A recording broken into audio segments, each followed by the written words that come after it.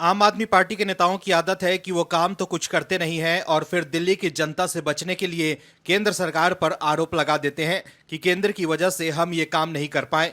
आपके नेता और मंत्री आतिशी से लेकर आप सांसद संजय सिंह केंद्रीय बजट को लेकर मोदी सरकार पर निशाना साध रहे थे कि दिल्ली के साथ धोखा हुआ है, लेकिन जब खुलासा हुआ तो सब चौंक गए और आपके लिए बोलना मुश्किल हो गया है।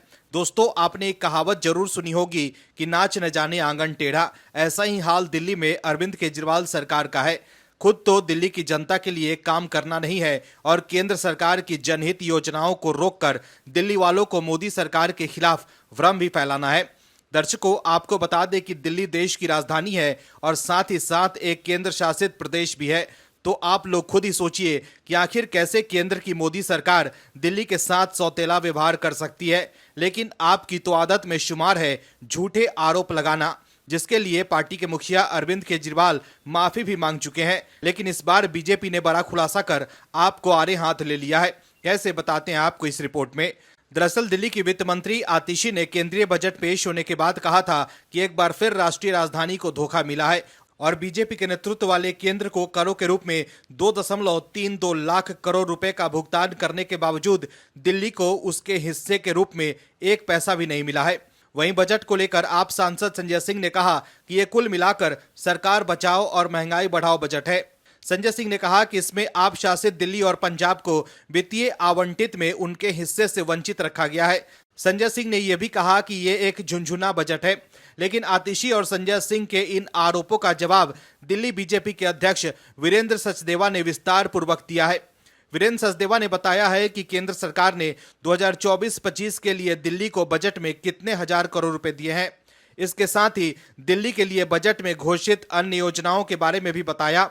वीरेंद्र सचदेवा ने प्रेस कॉन्फ्रेंस कर कहा कि दिल्ली को कुछ नहीं मिला, इसका झूठा प्रचार करने वाली आपकी मंत्री आतिशी मारलेना को बताना चाहूंगा कि केंद्र सरकार ने 2024-25 के लिए 20,000 करोड़ रुपए बजट में दिए हैं। दिल्ली में भ्रष्टाचार को बढ़ाने वाली आपको नहीं पता कि इसी बजट में एमसीडी द्वारा दिल्ली में कचरे के पहाड़ों को साफ करवाने के लिए 1145 करोड़ रुपए दिए हैं और साथ ही नियमित 63 लाख लोगों की यात्रा को सुगम बनाने वाली दिल्ली मेट्रो के लिए भी बजट में प्रावधान है। आगे उन्होंने कहा कि दिल्ली में प्रधानमंत्री आवास योजना को न संचालित करने वाले अरविंद केजरीवाल को बताना चाहता हूं कि अगर यह योजना दिल्ली में चलती तो कम से कम हमारे 5 लाख गरीब परिवारों के लिए सर पर पक्की छत होती। इतना ही नहीं, अगर आयुष्मान योजना को लागू होने दिया जाता तो उसका लाभ भी हमारे दिल्ली वासियों को ही मिलता। आपकी कमजोरी और भ्रष्टाचार को छिपाने के लिए झूठ बोलना ही हमेशा आपका वास्तविक चरित्र रहा है।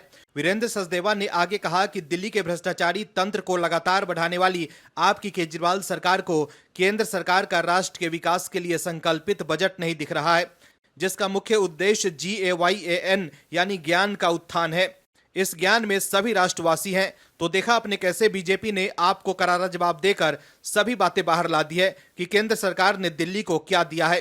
दर्शकों, आप सभी लोगों को समझ में भी आ गया होगा कि आखिर कैसे दिल्ली की आप सरकार लोगों को गुर्बत की तरफ धकेल रही है। Bureau report, OMH news.